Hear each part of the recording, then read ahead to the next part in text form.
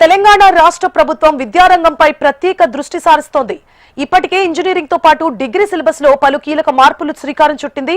ఇదే కోవలో inter బోర్డులోనూ syllabus ప్రక్షాళనకు రంగం సిద్ధం చేయనుంది.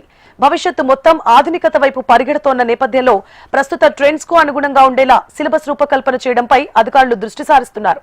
డిగ్రీ స్థాయిలో కొత్త సిలబస్ ను ప్రవేశపెట్టేందుకు సర్కార్ నిర్ణయం తీసుకోగా అందుకు సంబంధించిన అంశాలపై అవగాహనను ఇంటర్ సిలబస్ నుంచే విద్యార్థులకు అందుబాటులోకి తీసుకురావాలని భావిస్తోంది.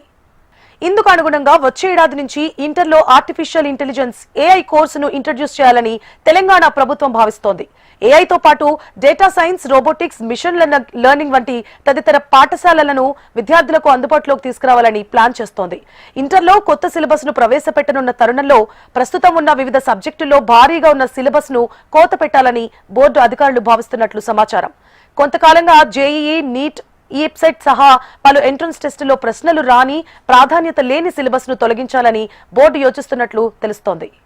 2026-27 విద్యా సంవత్సరం నుంచి ఇంటర్లో కొత్త సిలబస్ ను అమల్లోకి తీసుకురావాలని ఇంటర్ బోర్డు ప్లాన్ చేస్తోంది.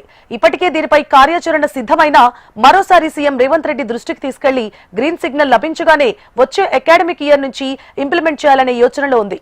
అంతేకాకుండా కొత్త పుస్తకాల్లో క్యూఆర్ కోడ్ ముద్రిస్తున్నట్లు కూడా సమాచారం. దీనికి తోడు క్వాలిటీ పేపర్ తో పుస్తకాలను ప్రింట్ చేయించాలని ఇంటర్ బోర్డు డిసైడ్ అయినట్లుగా సమాచారం.